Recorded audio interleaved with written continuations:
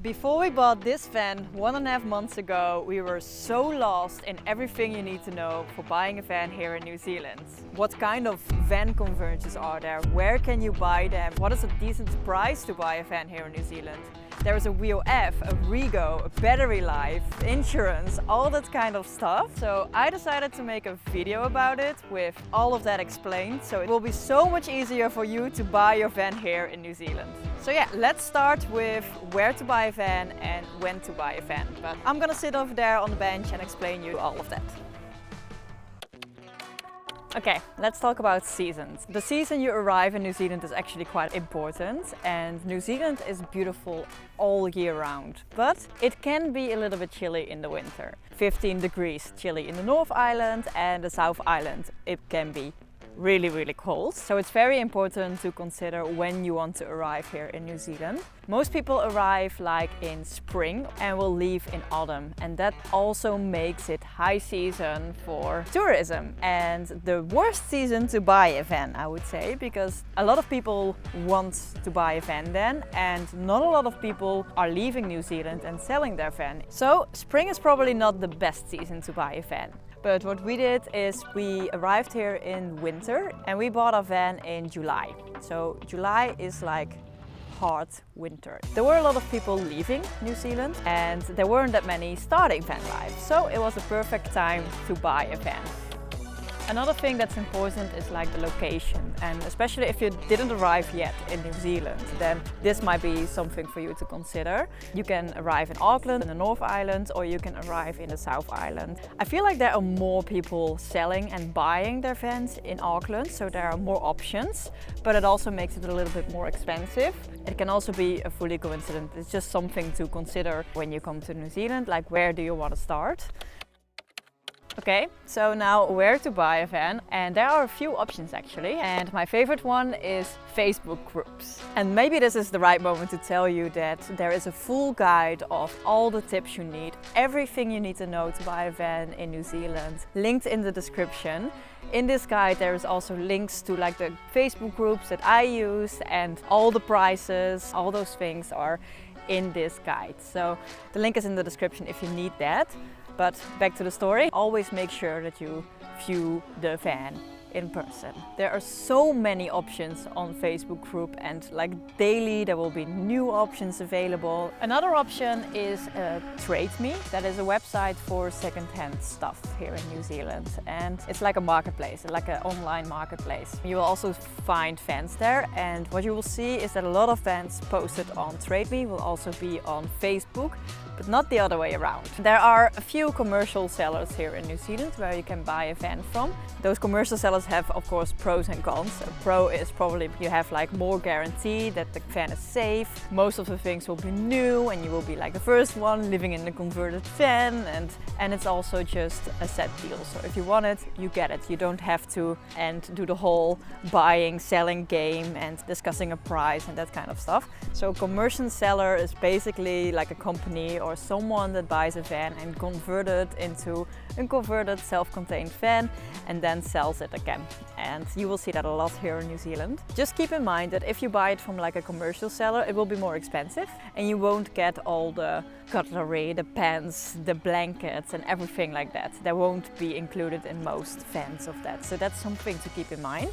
I know a really good commercial seller, and that commercial seller is also in the guide. The last option to buy a van here in New Zealand is to go to a car fair, and I really liked going there. So there is an Auckland car fair, and I'm sure there's one in the South Island or bigger cities somewhere else as well. Every Sunday there is like a car fair. A lot of people selling their car. They have to pay like $45 to stand there and sell their car. And then you can just walk up there and see different kind of vans. It's also a very good opportunity for you to see what you actually like. So just see all the different options of vans, and yeah, maybe your dream van is there. I would highly suggest or highly advise to just go there on a Sunday if you're already in New Zealand, of course, and just see what's there. Okay, so how do you decide what van is good for you? So this chapter is super personal. It really depends on what your plans are, how long you're staying here in New Zealand, if you're staying alone, if you're traveling with someone in the van, if you're gonna work or if you're not gonna work, and that kind of stuff. First thing you will notice here in New Zealand when you try to buy a van, that you will see a lot of the same car around. Like the most popular ones is like a Toyota Hiace, and I'm so sorry if I'm saying it wrong, but I'm not a car nerd, and Mitsubishi L300.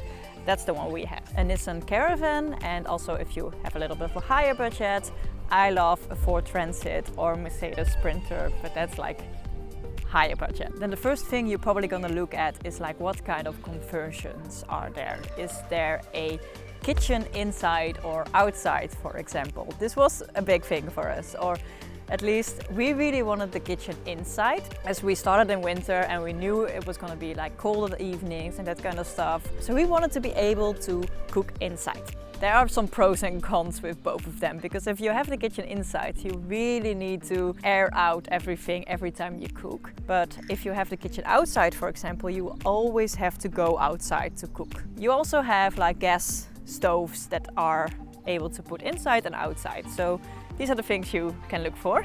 Another thing is the bed setup. We are with 2 people. It was very important for us to have like a good stable setup where we could comfortable sit with the 2 people and work. We really like our conversion, kitchen inside with a bed seating area that just converts in a good bed where Alex, my boyfriend, can sleep on. He is a very tall guy, so it was very important that the bed was long enough.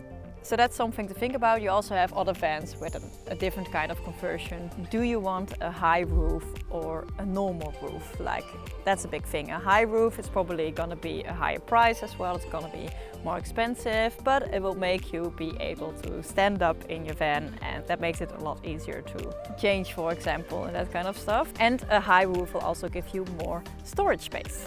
Another thing is the toilet.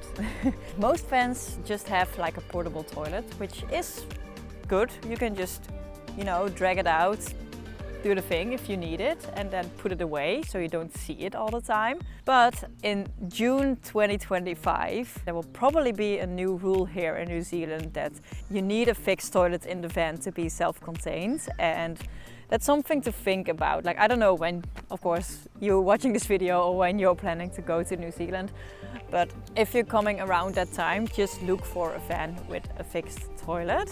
We did that just to be sure about it, and also when we try to sell it again, to be able to sell it with a fixed toilet. A fixed toilet is basically just having a flush, having like a black water tank that you can throw out and that kind of stuff. Then, something I also never thought about is electric water pumps. When I was looking through the options of vans, some vans had like a pump to get water out, where you really had to like put some work in to get some water out. We decided to go for an electric water pump, which is basically just how you would use like a water tap in a house. Then batteries, how big are the second batteries? Like, van converters have a second battery, so you can charge your phone, so you can charge your laptop, so you can charge anything you need to charge.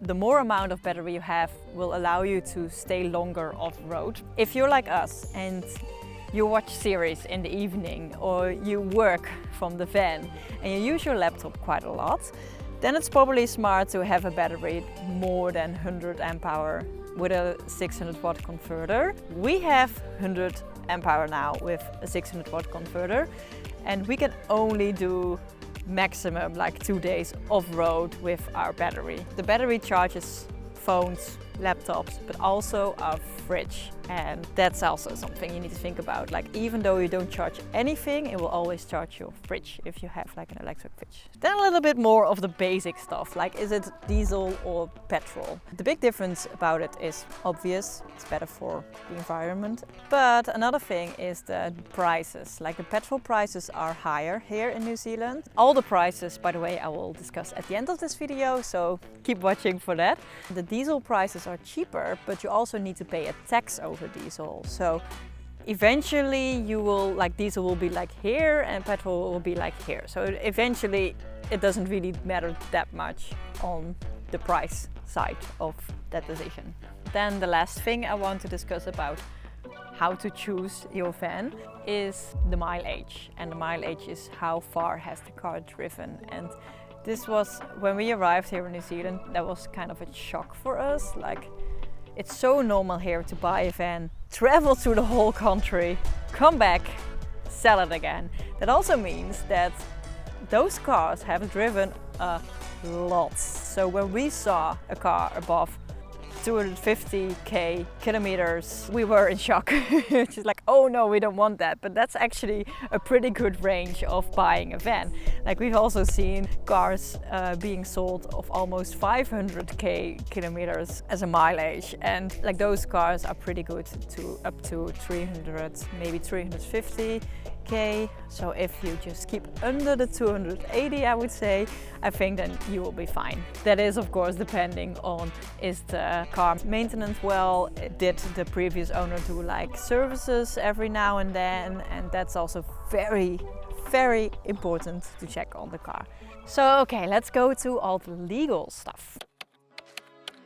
You found a van on Facebook marketplaces, you're gonna view it. What I would also advise you to do is to do a pre-purchase check, and this is very normal to do. This is like a check by a mechanic that is really gonna look through all the things of the cars, like, are the tires still good? Is there an oil leak? Are the windows still working? All the scratches, is there any rust? Everything you can't really see in a viewing, or you might forget during a viewing, especially if you're not a car freak like me. Then a mechanic will make like a full-on report with every single thing of it.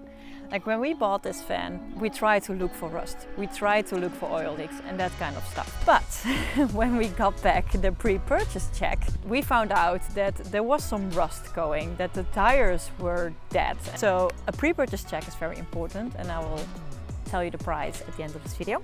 Another thing is the WOF, and this is basically a certificate that the car is safe, and you need this. Every car here in New Zealand needs this, and basically every mechanic will be able to check this, and you need to check it every 6 months. So if you buy a car, always check. There will be a sticker on the car, on the window, and always check how long is the WOF still good for and when do you need to replace it. Then there is the Rego, and the Rego is basically a license to be able to drive your car here in New Zealand.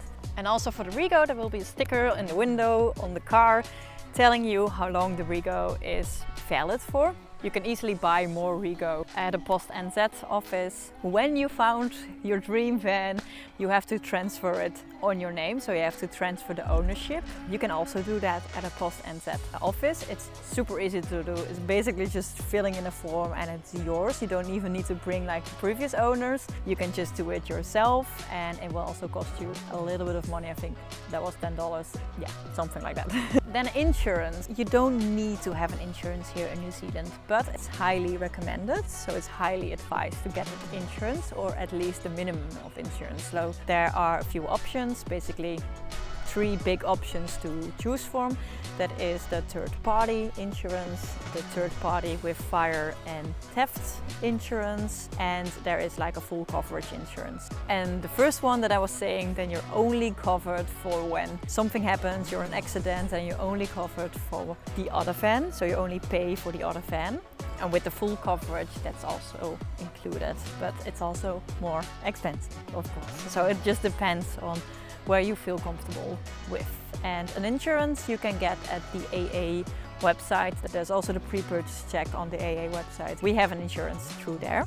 So yeah, let's talk about the most annoying thing about buying a van, and that's the cost of everything, because it can get expensive. So let's go through the 3 different price ranges in van conversions. You have the very budget one, which is mostly for like one person. It's basically a car where you have a bed in and you have a little kitchen. It's very tiny and it can be very uncomfortable, but it's super budget friendly, so you can get one from $5,000 to $10,000 already. Then the medium one, that's like the 2 models that I was talking about, the Toyota HiAce and the Mitsubishi L300. The budget for those ones is between $10,000 and maybe $17,000, and then you have a really good one. And then you have the ones with the high roof, the fixed toilets, electric pumps, the big batteries and that kind of stuff.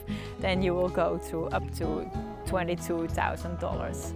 At least these are the prices right now. It is just started to be September when I record this video, so that's the prices right now in 2024. Okay, so let's go to the prices.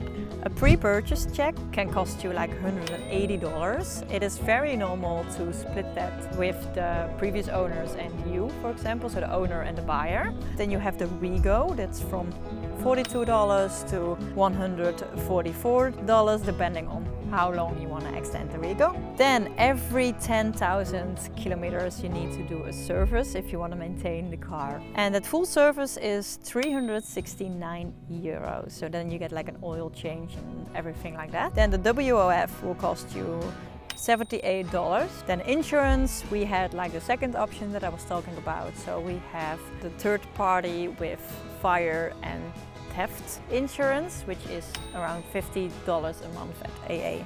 Then the gas prices is petrol here at this moment is $2.70. Sometimes it will be $2.60, sometimes it will be $2.75. You have a really good app for that to check what is the cheapest one in your neighborhood. That's also in the guide. Then the diesel is $1.95 without the RUC tax. We didn't do the RUC tax, but I'm sure it's pretty easy to look up. But that's the tax you need. Okay, that was it for this video. I really hope you learned a lot from it and you got a lot wiser to buy your own van and start your own journey.